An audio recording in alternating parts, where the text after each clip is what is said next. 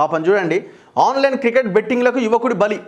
ప్రతిరోజు మనం online bettings గురించి మాట్లాడుతున్న ఈ క్రమంలో ఈ అంశం ట్రెండింగ్లో ఉన్న ఈ సమయంలో కూడా ఒక యువకుడు ఆన్లైన్ బెట్టింగ్కు బలైపోయిండు. యువకుడు బెట్టింగ్ పెట్టి బలైపోయిండు. 3 సంవత్సరాల్లో 3 లక్షలు పోగొట్టుకుండట. సోమవారం రోజు ఐపీఎల్ మ్యాచ్లో కూడా 2 లక్షల నష్టం వచ్చిందట. మనోవేదనతో రైలు కింద పడి సోమేశ్వర్ ఆత్మహత్య. మెదక్ జిల్లా గుండ్లపోచంపల్లిలో ఘటన. ఈ ఐపీఎల్ ఫిక్సింగ్ అని ఆయన అది ముందే డిసైడ్ అవుతుంది ఎవడు గెలవాలి ఎవడు ఓడిపోవాలని. ఈ బాల్కి బెట్టింగ్ ఏదైతే ఉందో దేశంలో ఉన్న యువతని మొత్తం నిర్వీర్యం చేస్తున్నది. ఫైనాన్షియల్గా కుటుంబాలని నాశనం చేస్తున్నది. ఈ ఐపీఎల్ ఒక రకంగా చెప్పాలంటే బ్యాన్ చేసి పడేయాలి. ఇదో పెద్ద మాఫియా, ఇదో పెద్ద బిజినెస్.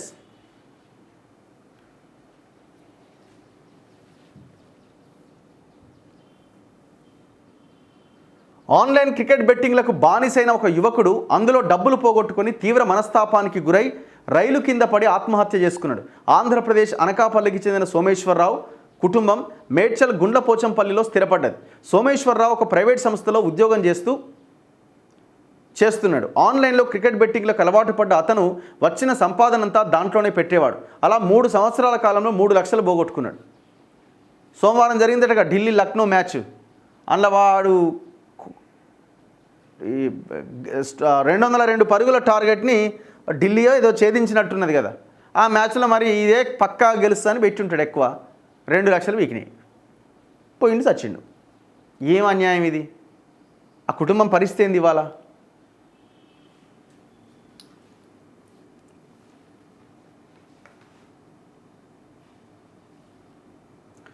బెట్టింగ్ కేసులు సిఐడికి ఇస్తున్నారట.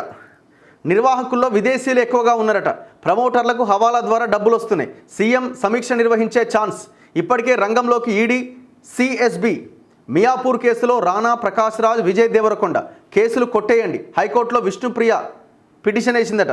విచారణకు రాని విష్ణుప్రియ, రీతు దొంగలంతా పారిపోయారు విదేశాలకు. వాడోడు వీడోడు అంతా ఈ బెట్టింగ్ ప్రమోటర్స్ అంతా హవాలా రూపంలో వీళ్ళకి డబ్బులు వస్తాయట అకౌంట్లకి. ఇగో సంచలనం సృష్టిస్తున్న బెట్టింగ్ యాప్ కేసులు సిఐడికి బదిలీ కాబోతున్నట్టుగా తెలుస్తోంది. పంజాగుట్ట పోలీసులు బెట్టింగ్ యాప్స్పై కేసు నమోదు చేశాక రాష్ట్రంలోని వివిధ జిల్లాలు, కమిషనరేట్ల పరిధిలోని ఠాణాలకు ఇదే అంశంపైన ఫిర్యాదులు హోరెత్తుతున్నాయి. మియాపూర్ పోలీసులు కూడా మరో కేసులో దర్యాప్తు ప్రారంభించడంతో ఈ కేసులన్నింటినీ సిఐడికి బదిలీ చేయాలని ఉన్నతాధికారులు భావిస్తున్నారు. బెట్టింగ్ యాప్స్ నిర్వాహకులు చాలామంది విదేశీయులే. చైనా కంపెనీల ప్రమేయం కూడా బయటపడుతోంది. నిర్వాహకులు వేల కోట్లను దేశం దాటించారు. యాప్ ప్రమోటర్లు, సెలబ్రిటీలు, ఇన్ఫ్లుయెన్సర్లు, యూట్యూబర్లకు హవాలా మార్గాల్లో రెమ్యునరేషన్ చెల్లించారనే ఆరోపణలు కూడా ఉన్నాయి. దీంతో మనీ లాండరింగ్ కేసులో ఎన్ఫోర్స్మెంట్ డైరెక్టరేట్ అధికారులు, సైబర్ క్రైమ్ కోణంలో సైబర్ సెక్యూరిటీ బ్యూరో ఇప్పటికే రంగంలోకి దిగింది. ప్రభుత్వం అన్ని కేసులు కలిపి రాష్ట్ర స్థాయి అత్యున్నత దర్యాప్తు సంస్థ అయిన సిఐడికి అప్పగించబోతున్నారు. అంతకంటే ముందే ముఖ్యమంత్రి రేవంత్ రెడ్డి ఈ అంశంపైన పోలీస్ అధికారులతో సమీక్ష నిర్వహిస్తారని సమాచారం.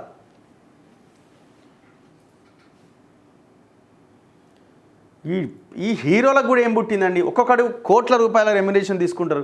ఈ ప్రకాష్ రాజ్ ఎప్పటి నుంచి ఉన్నాడు ఇండస్ట్రీలో? ఎంత సంపాదించుంటాడు? ఇక విష్ణుప్రియ హైకోర్టుకు పోయిందట కేసు కొట్టేయరని. చేసిందేమో దొంగ పని, మళ్ళీ కేసు కొట్టేయమని పోయింది ఆమె.